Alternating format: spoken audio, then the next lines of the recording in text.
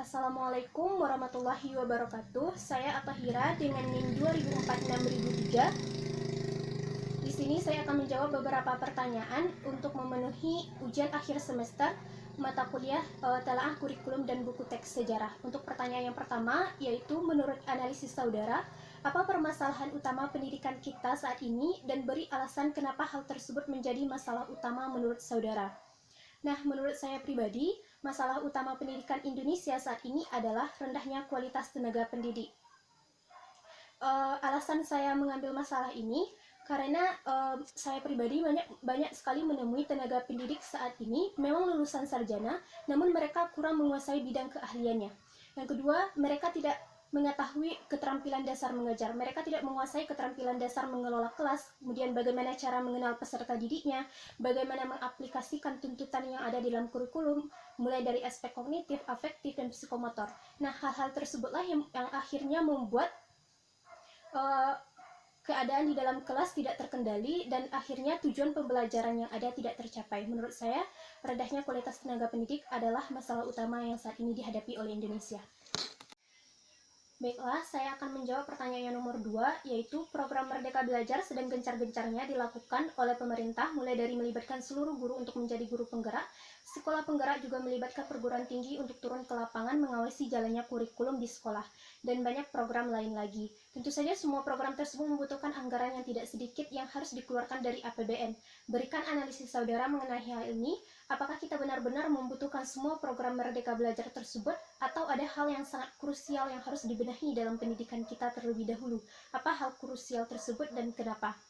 Menurut saya, program Merdeka Belajar memang kita butuhkan saat ini, namun menurut saya ada hal yang lebih krusial yang harus kita benahi dalam pendidikan saat ini, yaitu kembali lagi ke pertanyaan nomor 1 tadi, masalahnya yaitu bagaimana kita bisa menciptakan sarjana yang berkualitas, bagaimana caranya kita bisa mencetak sarjana-sarjana yang bisa dan siap untuk memasuki dunia pekerjaan.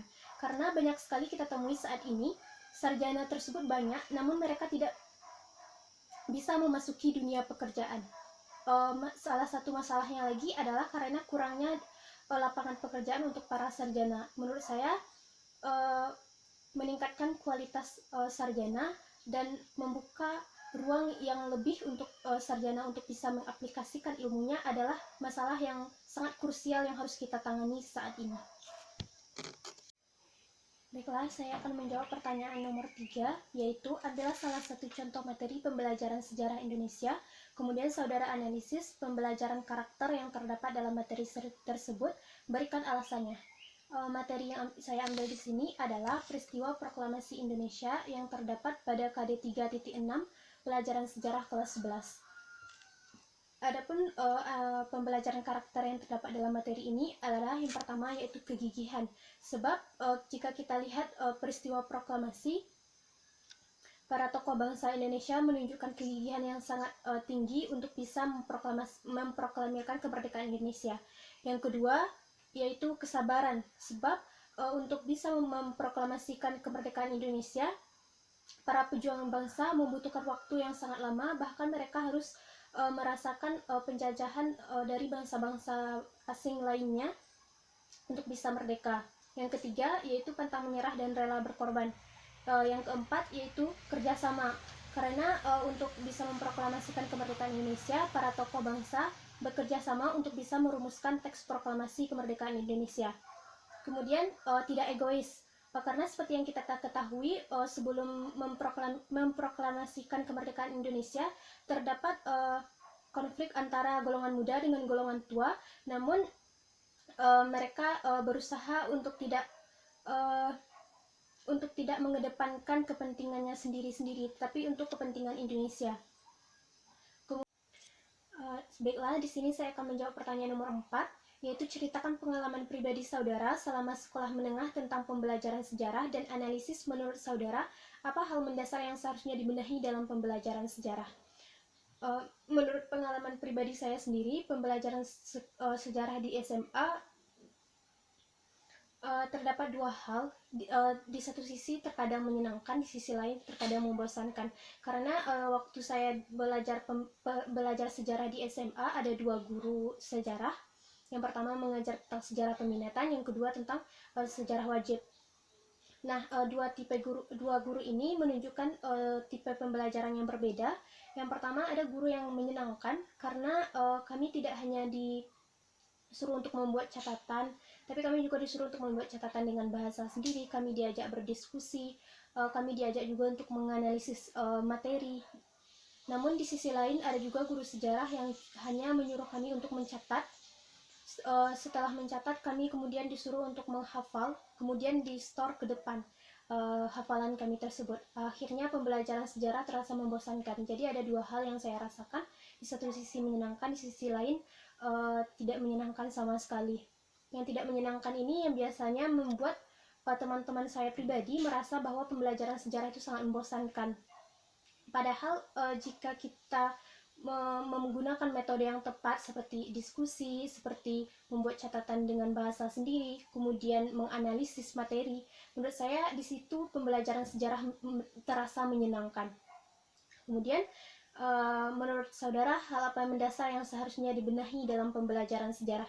Menurut saya pribadi yaitu bagaimana pembelajaran sejarah dibawakan di dalam kelas, itu yang seharusnya harus dibenahi. Kemudian hal yang pertama kali harus dibenahi adalah pola pikir dari peserta didik. Kita sebagai guru harus bisa memberikan pengertian kepada peserta didik bahwasanya pembelajaran sejarah itu menyenangkan.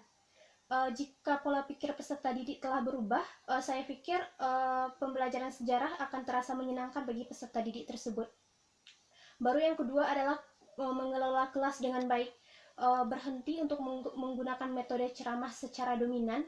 Metode ceramah sebaiknya dikombinasikan dengan metode lainnya seperti metode diskusi, metode saintifik, kemudian metode pemberian tugas. Jadi jangan hanya metode ceramah saja, karena dengan metode ceramah di sana peserta didik banyak merasakan bosan. Namun jika dikombinasikan misalnya dengan metode diskusi, maka di sana peserta didik akan berpartisipasi aktif di dalam kelas. Mereka merasa bahwa mereka diajak untuk bermain di dalam materi tersebut, sehingga mereka tidak lagi bosan. Menurut saya itu yang harus dibenahi. Nah, untuk pertanyaan kelima, bila suatu saat nanti saudara menjadi guru sejarah, seperti apa pembelajaran sejarah yang ingin saudara lakukan terhadap siswa saudara? Kenapa demikian? Baiklah, saya akan menjawab pertanyaan nomor 5. Menurut saya, jika saya menjadi guru sejarah, pembelajaran sejarah yang saya inginkan adalah pembelajaran sejarah yang membuat peserta didik saya menunggu saya untuk mengajarkan pembelajaran sejarah. Jadi, di mana pembelajaran sejarah yang akan saya ajarkan ditunggu-tunggu oleh peserta didik saya. Saya ingin pembelajaran sejarah yang seperti itu. Tentunya, saya mesti menciptakan pembelajaran sejarah yang menyenangkan. Nah, ada beberapa hal yang ingin saya ciptakan. Yang pertama, yaitu saya akan menggunakan metode ceramah, tetap saya gunakan. Kemudian saya akan menggunakan 3 metode pembelajaran yang menurut saya sangat penting, yaitu metode diskusi, metode discovery, dan metode saintifik. Karena menurut saya dengan 3 metode pembelajaran ini, peserta didik akan diajak untuk bisa berperan aktif di dalam pembelajaran. Kemudian mereka akan diajak untuk berpikir kritis, dan yang ketiga adalah mereka akan diajak untuk menganalisis pembelajaran sejarah, materi-materi yang ada di pembelajaran sejarah. Nah, dengan 3 metode ini, tentunya pembelajaran sejarah yang biasanya banyak peserta didik yang berpikir bahwa pembelajaran sejarah membosankan, pemikiran tersebut akan hilang. Menurut saya 3 metode ini sangat-sangat penting. Kemudian dengan metode discovery dan saintifik, peserta didik juga akan diajak menjadi seorang ilmuwan karena pembelajaran akan terasa sangat berbeda dengan metode ini. Kemudian cara selanjutnya yaitu saya akan memberikan peserta didik saya ruang bebas untuk mengakses internet untuk mendapatkan sumber-sumber pembelajaran yang berkualitas. Karena menurut saya sumber pembelajaran yang ada di sekolah saja seperti buku-buku yang ada di perpustakaan tidak cukup, kurang cukup untuk membuat peserta didik merasa bahwa pembelajaran sejarah itu sangat-sangat menyenangkan. Karena jika kita membuka sumber-sumber pembelajaran yang banyak, maka di sana akan kita temui perbedaan-perbedaan pendapat. Nah, dengan perbedaan pendapat ini menurut saya di sini peserta didik akan merasa sangat-sangat menyukai pembelajaran sejarah. Mereka akan diajak untuk menganalisis, karena saya pribadi sangat menyukai tindakan-tindakan untuk menganalisis materi. Menurut saya itu yang sangat penting untuk diterapkan dalam pembelajaran sejarah. Nah, kemudian pembelajaran sejarah selanjutnya yang saya inginkan adalah pembelajaran sejarah yang seolah-olah peserta didik bisa bermain di dalam materi pembelajaran sejarah. Maksudnya di sini adalah saya akan mengajak peserta didik saya untuk bermain sebuah game, di mana game tersebut tetap kita hubungkan dengan materi pembelajaran. Jika nanti peserta didik tersebut berhasil, mereka akan saya berikan suatu penguatan dalam bentuk pujian atau apapun itu, yang bisa membuat peserta didik tersebut mengulang kembali tindakan tersebut. Karena menurut saya sebuah penguatan di dalam pembelajaran itu sangat penting untuk menggugah kemauan peserta didik untuk belajar.